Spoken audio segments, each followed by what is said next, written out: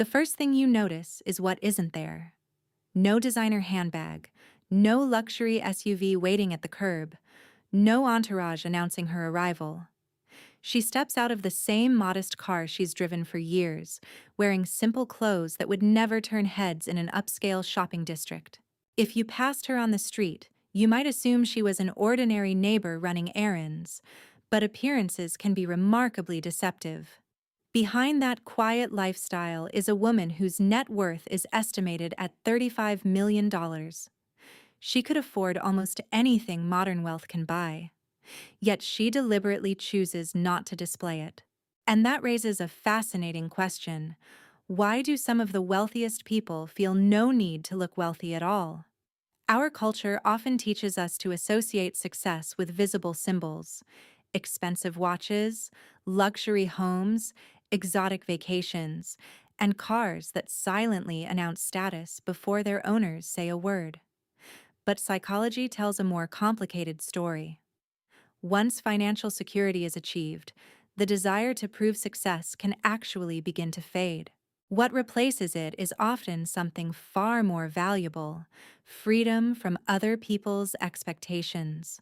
There are four powerful reasons why someone worth millions might choose an ordinary life, and each one reveals something unexpected about confidence, identity, and emotional maturity.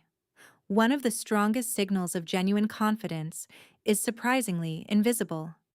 Behavioral researchers have long observed that people often use possessions to communicate status when they feel their identity needs external validation.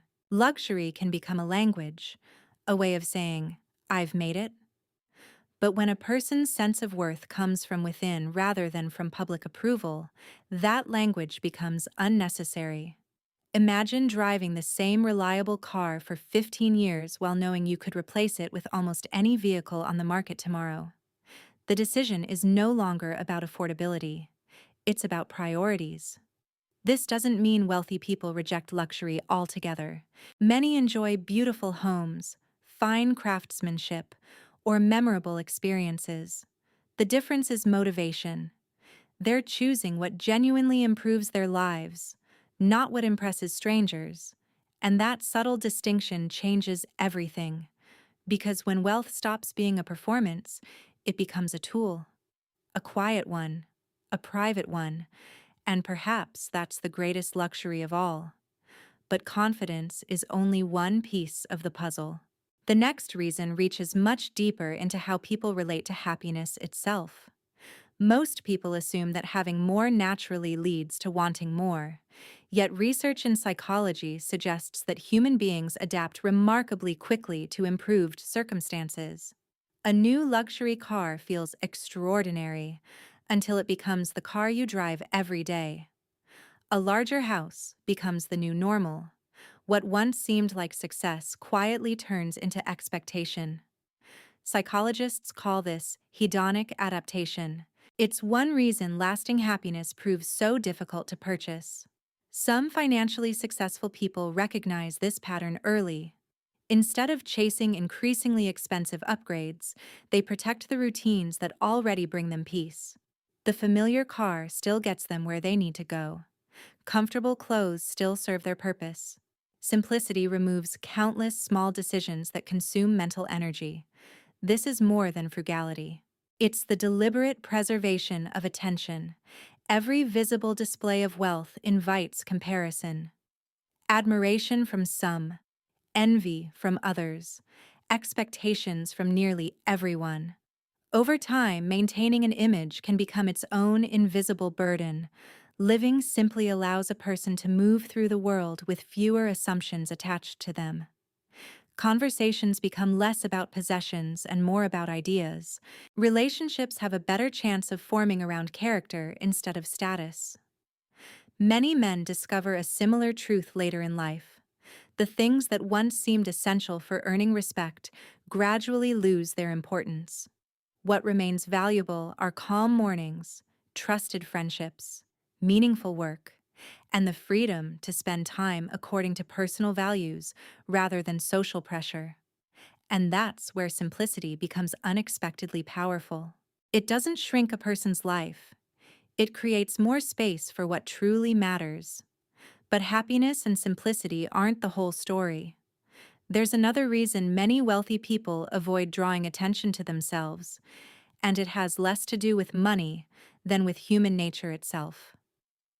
Picture two versions of the same person walking into a room. One arrives wearing unmistakable symbols of wealth. Conversations shift almost instantly. Some people become overly impressed. Others grow guarded. A few begin making quiet assumptions about privilege, success, or personality before a single word is exchanged. The other person enters dressed simply, driving an ordinary car. The focus stays where it belongs, on the individual rather than the image. Social psychologists have long noted that first impressions are shaped by visible cues. We naturally use shortcuts to judge status, trustworthiness, and competence. Those shortcuts are efficient, but they're often inaccurate. The more obvious the signals of wealth, the more likely people are to project their own beliefs onto the person displaying them. For someone worth millions, that can create an unexpected problem. It's harder to know who is responding to you and who is responding to what they think you have.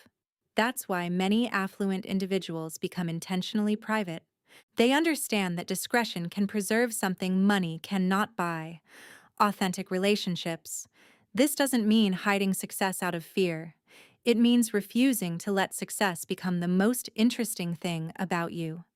There's another benefit, especially as people grow older. A quieter life often brings greater peace of mind. Less attention means fewer unnecessary expectations, fewer comparisons, and fewer invitations to live according to someone else's definition of success. Ironically, the more secure a person becomes, the less they often feel compelled to advertise it. And that leads to the final insight.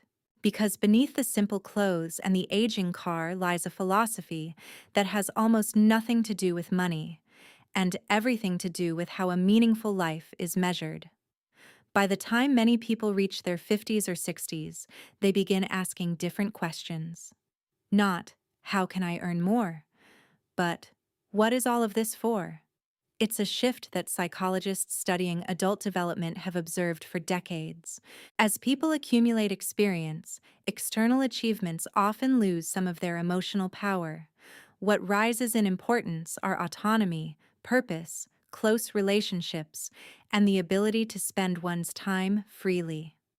That helps explain why someone worth $35 million might continue wearing simple clothes and driving the same dependable car.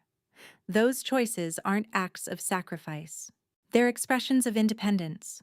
When your identity is no longer tied to appearances, you're free to make decisions based on usefulness instead of image. The car becomes transportation, not a trophy. Clothing becomes comfort, not a performance. Wealth becomes a resource, not a costume.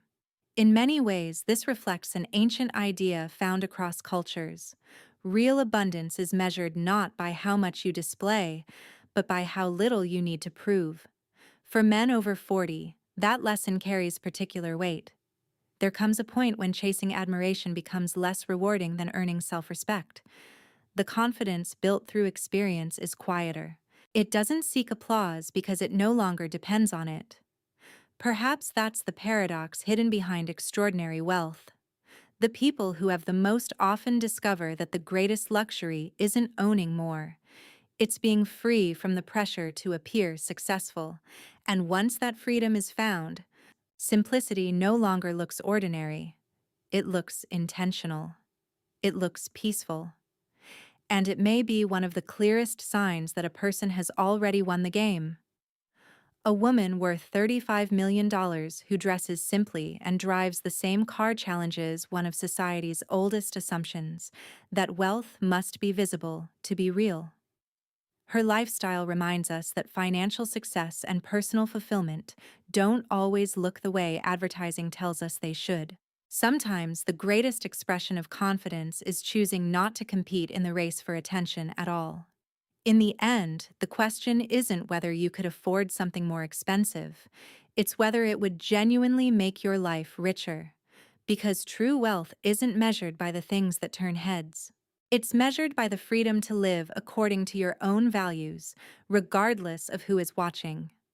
If this perspective gave you something new to think about, consider subscribing and joining us for more documentary-style explorations into psychology, relationships, and the quiet lessons that shape a meaningful life. Until next time, thank you for watching.